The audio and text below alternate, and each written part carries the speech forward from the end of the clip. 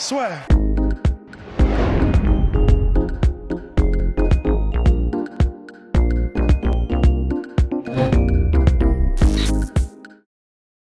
Bonjour à toutes et à tous et bienvenue dans le podcast La Sueur avec deux invités de marque. Attention, Anissa Meksen et Benoît sont manager, entraîneurs. Donc tout d'abord félicitations parce qu'apparemment Anissa vient de signer au One FC. Bravo. Merci, c'est gentil, ouais. C'est tout frais, hein. Depuis dimanche, on a signé dimanche soir.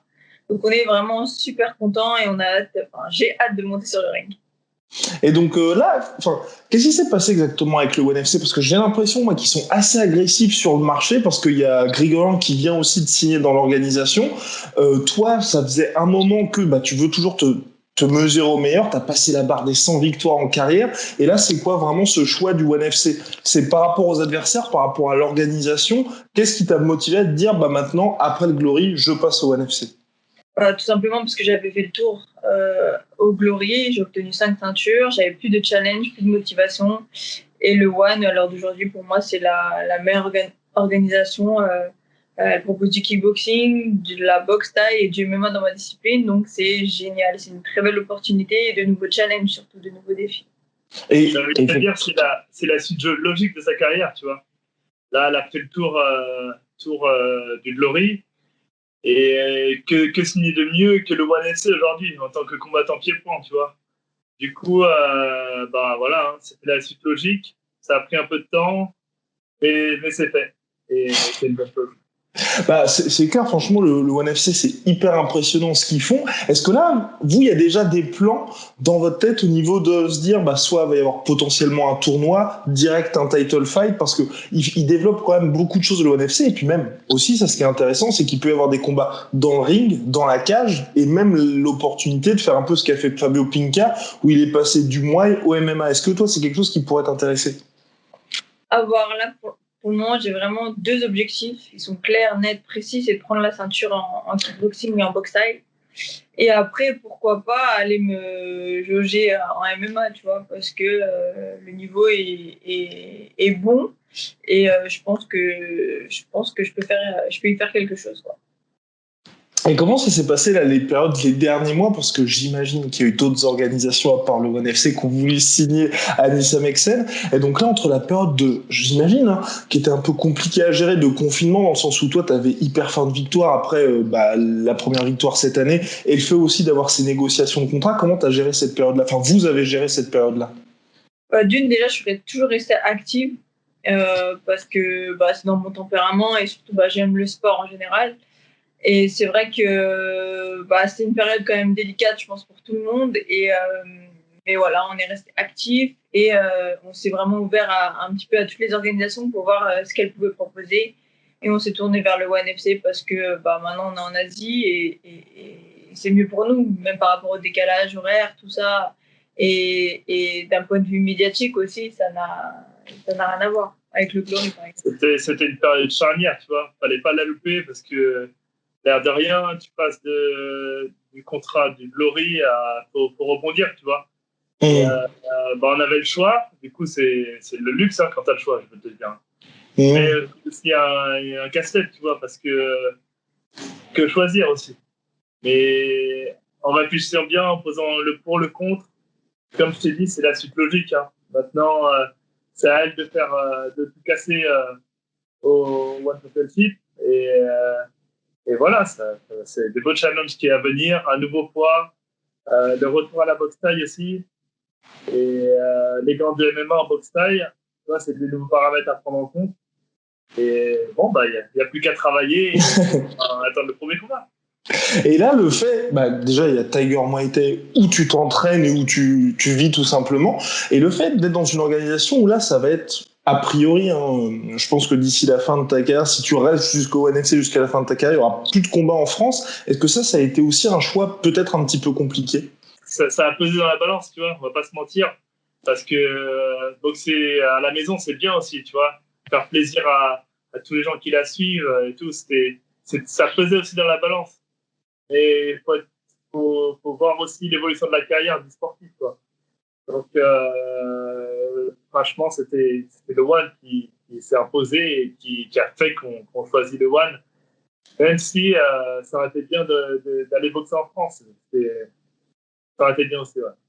Et par rapport à ça, parce que je sais par Sami Sana, par Georges Petrosyan, qu'avec le ONE FC, il y a cette possibilité de faire aussi des combats en France pour d'autres organisations qui sont certes mineures, mais avec la possibilité simplement de combattre chez soi. Est-ce que toi, Anissa, dans le contrat, tu as cette possibilité-là aussi de pouvoir faire soit tes propres événements, mais je veux dire combattre en dehors du ONE FC pour justement être un peu plus proche de chez toi? Oui, exactement. C'est une possibilité pour nous. Donc, vraiment, si on a une proposition en France ou même en Europe, pourquoi pas, vraiment. Mais je pense que c'est aussi des clauses qui sont réservées aux combattants qui ne sont pas champions. On espère que cette clause va vite. Peut-être pas. Hein, mais... Parce que Rodtang, il boxe bien à l'Olympique. Ah, bah, Rodtang boxe à l'Olympique aussi. Ouais, bah, si c'est possible, c'est magnifique, tu vois. Ça serait bien, ouais.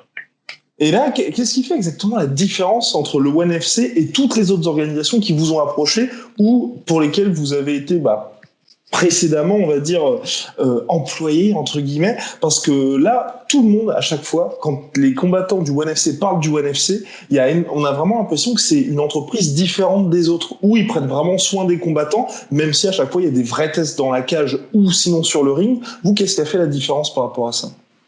Déjà, qui propose du kickboxing, de la boxe-thaï et du MMA, au sein même de l'organisation, c'est génial.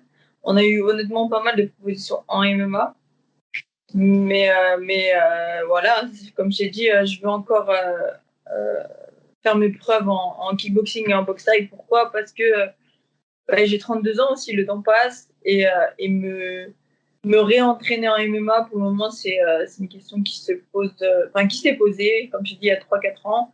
Et comme j'ai dit, avec le One, je peux faire les trois, donc c'est génial. Il n'y a pas beaucoup d'organisations qui le proposent à l'heure actuelle, il y a même beaucoup. Donc c'est génial. Et là, par rapport à la suite de ta carrière, là, qu'est-ce que, on va dire, t'as envie de faire en dehors des titres, en dehors des victoires? Parce que bien évidemment, il y a le t-shirt que porte Benoît avec ce fameux logo. Là, aujourd'hui, en France, t'es quand même solidement implanté. Moi, je sais qu'à chaque fois qu'il y a des gens qui connaissent pas forcément le kickboxing, ils connaissent Anissa Meksen. Il y a eu le cap des 100 victoires qui est là pleinement validé. Donc, une fois qu'il y aura le titre, parce qu'on va pas se mentir, il va arriver. Est-ce que tu as envie de faire autre chose, d'aller au-delà de ton sport, ou c'est quelque chose là, tu veux vraiment juste te dire, je cimente mon héritage entre guillemets en kickboxing, Muay Thai, et ensuite ça s'arrête, parce qu'il y avait aussi cette période en boxe anglaise. Qu'est-ce qu'il y a t'anime un petit peu? Franchement, moi, j'ai toujours été en quête de nouveaux challenges, de nouvelles opportunités. Si vraiment j'ai une belle opportunité dans une autre discipline, franchement, j'irai. J'ai peur de rien, en fait. Au contraire, le défi me motive. Et là, on en a discuté tous les deux, tu vois, et on a vraiment envie de kiffer. Anissa, ça passe des gros combats contre des grosses têtes qu'il y a au One. Hein. On va pas se mentir, il y a Stan Perteg, Janet Todd, qui ont les deux ceintures. C'est pas des rigolotes, quand même. Hein. Ça boxe bien, c'est du lourd, quand même. Du coup, aller défier ces championnats, d'abord rentrer dans l'organisation, ensuite, s'il y a un title shot, tant mieux, et prendre du plaisir, tu vois. Faire des gros combats et kiffer, quoi. Et donc là, est-ce qu'on est parti finalement sur une nouvelle dynamique? Parce que c'est vrai qu'avec le Glory, chaque fois qu'il y avait les interviews, c'était assez compliqué. La relation était peut-être pas au beau fixe entre vous et le Glory. Là, c'est quoi? C'est vraiment, on tourne la page Glory et maintenant on entame quelque chose de nouveau avec le ONE FC, ou au contraire, on part sur la même dynamique? Parce que c'est vrai qu'il y avait aussi peut-être un nouveau cycle qui avait été entamé avec le départ au Tiger Muay Thai. Est-ce que là, c'est vraiment complètement différent? C'est Anissa Meksen 3.0 finalement?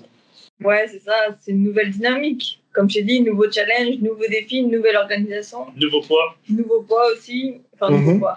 Un ancien poids que j'ai fait, mais c'est vrai que ça fait 3 ans que je ne l'ai pas fait. Et du coup, j'ai envie de kiffer, j'ai envie de faire kiffer les gens. Je veux montrer que je suis la meilleure, j'ai faim de combat, j'ai faim d'entraînement. Voilà quoi, tout est au beau fixe, on va dire. Et là, sur les derniers mois, on t'a vu au Tiger Muay Thai t'entraîner avec le champion bantamweight de l'UFC. Est-ce que le fait d'être dans ce camp-là, ça t'apporte énormément, parce que d'avoir des sparring de top qualité, et puis même d'avoir aussi, je crois qu'il y a Douglas Lima qui est là-bas, enfin, il y a il y a tout le monde, grosso modo. Est-ce que ça aussi, c'est quelque chose qui te rend plus forte et qui te fait beaucoup plus progresser par rapport à avant? En fait, on voit les différentes méthodes d'entraînement, on voit les différents styles et forcément, quand on fait appel à moi pour travailler par exemple la technique ou quelque chose, ça me fait énormément plaisir. Donc oui, s'entraîner avec les meilleurs, forcément, il y a une émulation de groupe et ça te tire vers le haut et tu deviens meilleur. Là, clairement, tu vas sur le tapis de sparring au Tiger, tu as des mecs de l'UFC, des mecs du One, des mecs du Rising. Il y a de tous les poids et forcément, tu trouves ton compte, tu vois. C'est génial. Pour revenir à Peter Yan, il a fait appel à Anissa, voyant son style et pour perfectionner son striking. Du coup, il a fait appel à elle et à moi pour l'aider. On a fait un camp de 1 mois et demi ensemble à raison de 3 séances par semaine à peu près. Lui, il était ravi, nous aussi, je vais te dire la vérité. Et tu vois, il s'est pas dit, il faut un mec costaud, tu vois, pour travailler le striking. Au contraire, il a fait appel à une fille de 55 kilos, 52 kilos. Ils ont travaillé à merveille, super intelligent. Il a progressé de fou. C'était vraiment une belle expérience. Et on compte retravailler avec lui dans l'avenir. Et voilà, c'était un bon truc, une belle expérience qui est aussi possible parce qu'on est ici au Tiger. On va pas se mentir. C'est au et double parenthèse sur Yann et sur le Tiger, justement, être au Tiger et le fait qu'il y ait autant de tueurs à gages qui soient présents, est-ce que c'est pas un petit peu compliqué à gérer pour se dire on va pas justement montrer toutes nos armes parce que à chaque fois il y a toute la concurrence qui est au même endroit ou au contraire vous tirez que du positif de ça? Alors, on travaille pas avec tout le monde en fait. C'est tellement grand qu'il y a plusieurs teams, tu vois. Peter, il a sa team. Là, il y avait Fabio Pinca qui était là. C'était juste trop bien, tu vois. S'entraîner avec Fabio, c'est le top. Et du coup, moi, comment je fonctionne, c'est que je fais des séances où je convie des mecs, des filles. Et voilà, donc on fonctionne en petit comité. Et ça se passe super bien. Franchement, c'est nickel. Et par rapport à Yann, toi, Anissa, qui a pu justement t'entraîner avec lui, tu penses qu'est-ce qui fait que là, bon, il est champion depuis le mois de, pas depuis l'UFC 251, si je ne m'abuse. Est-ce que tu penses qu'il va dominer longtemps la catégorie bantamweight et à quel point tu penses que il est tout simplement fort parce qu'il y a beaucoup de gens qui se disent aujourd'hui c'est le bantamweight ultime entre guillemets parce qu'il est bon au sol, il est bon debout et le combat qu'il a fait face à un José Aldo qui était très très très fort, il a fini par le briser à partir du 3e round. Pour moi oui, il est ancré, surtout que pour moi la seule menace qu'il avait c'était Cody Nolov, tu vois. Il descend à 56 pour faire le title shot. Ouais, pour moi, la seule menace, c'était lui. Et je pense que du coup, il va rester longtemps avec la ceinture. Franchement, il est complet, le mec. Il est vraiment fort, il est intelligent, il sait ce qu'il fait, il a la tête sur les épaules. Il s'entraîne dur. C'est un bon gars, vraiment. Ouais, c'est vraiment quelqu'un un mec en or. Force à Peter Yan, on est avec lui 100%. Mais c'est vrai, nous on l'avait vu justement à la Fight Island d'Abu Dhabi, il parle vraiment avec tout le monde et même après avoir remporté le titre, il était tranquillement en train de manger au self pour vous dire, donc vraiment un super gars. Et là, le fait d'être au NFC, qui est une organisation qu'on peut aujourd'hui, pour moi, clairement, il y a l'UFC et juste en dessous, il y a le One. J'ai même envie de les mettre au-dessus du Bellator parce que il y a des athlètes qui sont au top niveau, comme toi, comme Demetrius Johnson, qui vont justement dans cette organisation-là. Est-ce que vous vous attendez aussi à ce que l'organisation vous pousse, entre guillemets, comme le fait l'UFC avec les athlètes, où justement, un mec comme Peter Yan, quand il est revenu, il a eu un superbe accueil dans son pays natal. UFC Russia le pousse à fond et justement, on va dire, c'est une relation gagnant-gagnant puisque lui, il apporte les résultats et d'un autre côté, l'organisation, elle le pousse à fond pour qu'aujourd'hui, en France, tout le monde, ceux qui s'intéressent au MMA connaissent Peter Yan. C'est une bonne question. Ouais, c'est une bonne question. C'est notre souhait, nous, à 100%. Souhait, tu vois. C'est pas comme ça que ça se passe. Aujourd'hui, on ne sait pas encore. Tu vois, aujourd'hui, la star féminine, chez eux, c'est Stam Fairtex. Stam Fairtex, c'est une très bonne combattante. Elle est thaïlandaise. C'est en Asie. Du coup, c'est génial pour eux, tu vois. Maintenant, nous, notre job, c'est de faire le travail. Qu'Anissa fasse de grosses prestations, qu'on communique bien.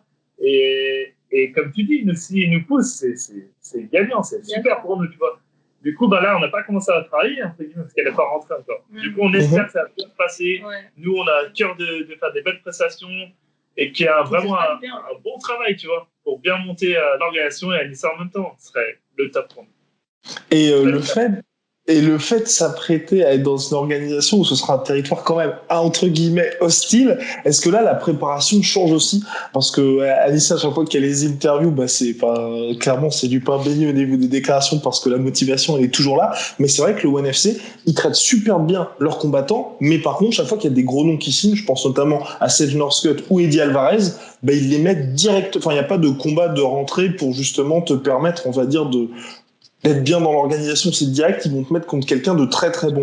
Et par rapport à ça, est-ce que toi, tu changes aussi ton entraînement à te dire, ils vont clairement pas te faire cadeau, même si t'es leur prochaine grosse star? Mais je veux pas qu'ils me fassent de cadeau. Je suis là pour, montrer que je suis la meilleure. S'ils veulent me mettre thème direct, pour moi, c'est un cadeau. Vraiment. Je veux vraiment. Là, j'ai à cœur à bien faire. Je m'entraîne super bien. J'ai faim de combat.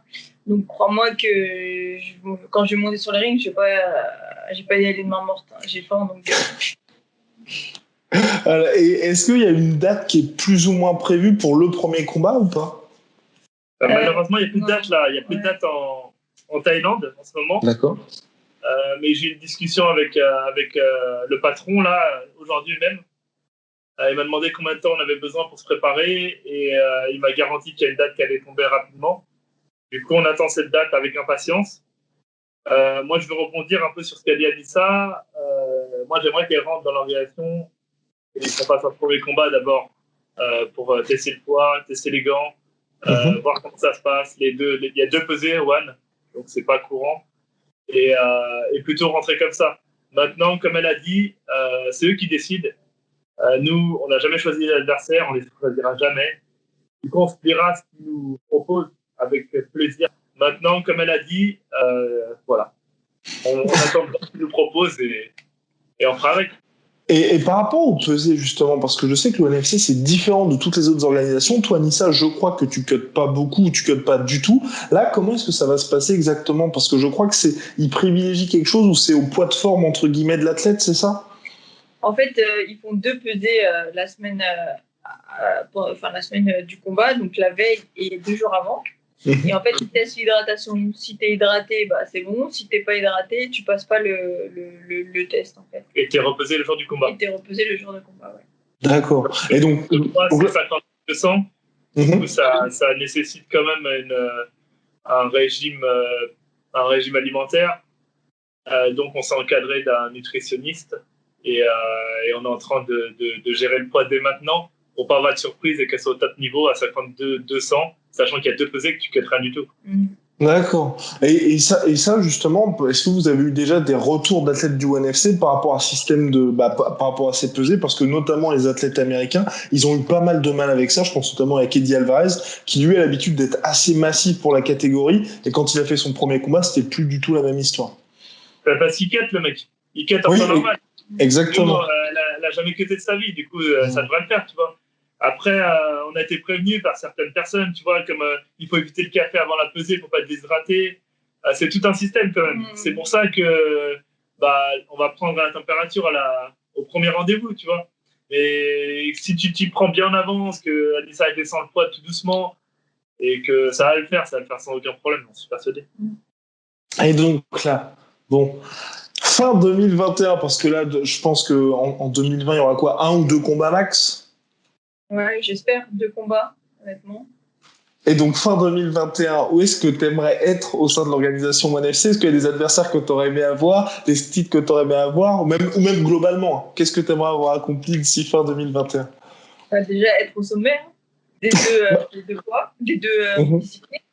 Et après, moi, franchement, comme je t'ai dit, c'est pas je vis au jour le jour, mais ce sera vraiment en fonction des opportunités, des challenges. Et si le challenge est beau, j'avancerai tête baissée, quoi, c'est sûr. C'est ça.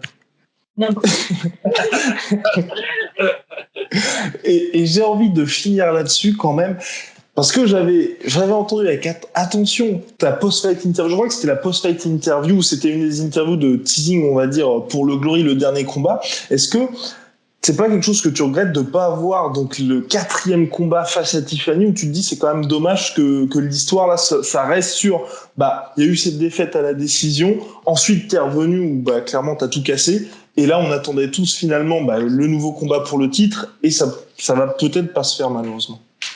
Tu sais, déjà ce 3e combat j'avais pas forcément accepté parce que j'avais gagné 2 fois et qu'il n'avait pas lieu d'être. Surtout pas aux États-Unis, tu vois. Oui, c'était dans des conditions qui étaient un peu traquenardes. Et quand l'organisation fait tout pour mettre en œuvre ta défaite, à partir de là, je te jure, même si tu perds, j'ai eu beaucoup de regrets, beaucoup d'amertume. Je suis montée sur le ring avec beaucoup de colère. Beaucoup de choses. Franchement, ce 4e combat, il aura peut-être lieu, pourquoi pas One, j'ai envie de te dire. En tout cas... Non, le Glory, ils voulaient pas que je reste championne. Ils ont réussi à me destituer de mon titre et tant mieux pour eux. Tu vois ce que je veux dire? Moi, je leur souhaite que du bien. J'ai accepté tout ça. Mais quand l'organisation ne te veut pas du bien, à un moment donné, il faut tourner la page et s'orienter vers autre chose, tout simplement. Et ça, c'est dur de battre quelqu'un une fois. Très dur. 2 fois, très, très dur. Et quand tu l'as battu 2 fois, pourquoi tu as le boxé 3 fois? À part si l'adversaire enchaîne une série de victoires incroyables, quelqu'un, effectivement, il revient et tu le reboxes 3 fois. Du coup, quand tu as boxé une personne 3 fois, je crois que tu n'as pas envie de la boxer 4 fois. Non, c'est clair. Non, mais oui, non, mais là, c'était surtout, on va dire, sportivement, c'est vrai que déjà, la 3e fois, c'était vraiment aussi, je pense aussi, parce que le Glory, ils avaient aussi besoin de faire avancer la catégorie, parce qu'il y avait pas plus personne pour Anissa, aussi. Ouais. Donc, écoute, de toute façon, c'est du passé. Nous, on regarde le futur. Exactement. Là, il y a des gros combats qui vont arriver au One. Et voilà, que du bonheur. Formidable, Anissa. Benoît, merci beaucoup. Et puis, à très vite au One FC. Ça marche, merci beaucoup. Merci à toi, big up. Et mention spéciale pour l'interview du Seth Bouganem. On a adoré. Ah, super. Merci. Soit.